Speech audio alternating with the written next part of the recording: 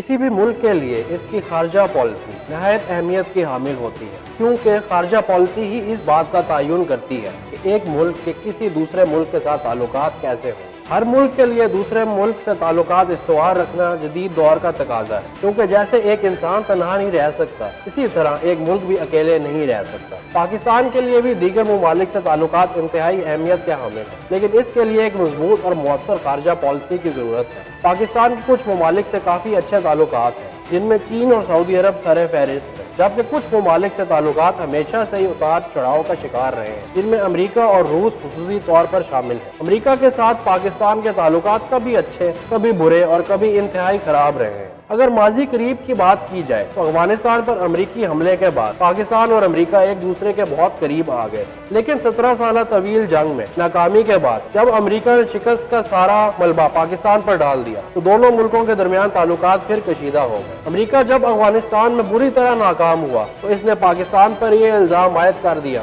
کچھ دہشت گردوں کے پاکستان میں ٹھکانے موجود ہیں جہاں سے وہ افغانستان پر حملہ کرتے ہیں۔ پاکستان اس الزام کو مسلسل مسترد کرتا رہا ہے اور امریکہ پاکستان سے مسلسل ڈوم وار کا مطالبہ کرتا ہے۔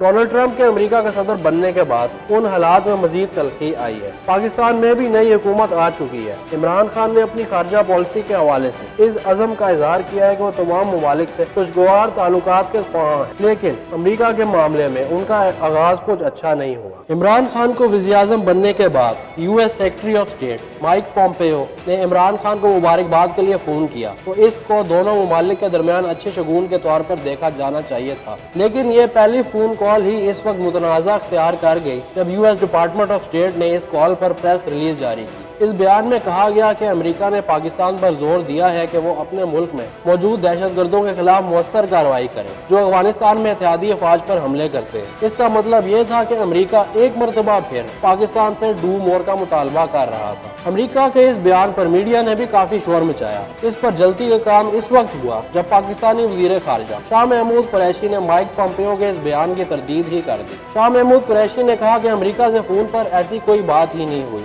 دونوں ملکوں کے درمیان اس طرح کی بات انتہائی مذاکرہ خیز ہے، ایسا پہلی بار نہیں ہوا۔ ٹرمپ کے امریکہ کے صدر بننے کے بعد جب نواز شریف سے فون پر بات ہوئی تھی تب بھی کچھ اسی طرح کی صورتحال دیکھنے کو ملی تھی۔ دونوں ایک دوسرے کی بات کو تردید کرتے رہے جس سے دونوں ممالک کے درمیان تعلقات خراب ہوئے۔ پاک امریکہ تعلقات اس خطے میں جاری صورتحال اور خصوصاً افغانستان کے حالات کے پیش نظر انتہائی ضروری ہے۔ پاکستان کی برآمدات کا کافی بڑا حصہ بھی امریکہ ہی جاتا ہے، جس کے لیے بھی یہ تعلقات ضروری ہیں، لیکن اس طرح کی غیر ذمہ دارانہ خارجہ پالیسی کسی صورت پاکستان کے مفاد میں نہیں ہے۔ شاہ محمود قریشی خارجہ معاملات کا کافی تجربہ رکھتے ہیں، ان کو اس بات میں کافی سوچ سمجھ کر اقدامات کرنا ہوں گے تاکہ پاکستان کے برے امیج کو بہتر بنایا جا سکے، اور جو پچھلے دوری حکومت میں باقاعدہ وزیر خارجہ نہ ہونے کی بدولت پاکستان کو نقصان ہوا ہے اس کا ازالہ بھی کیا جا سکے۔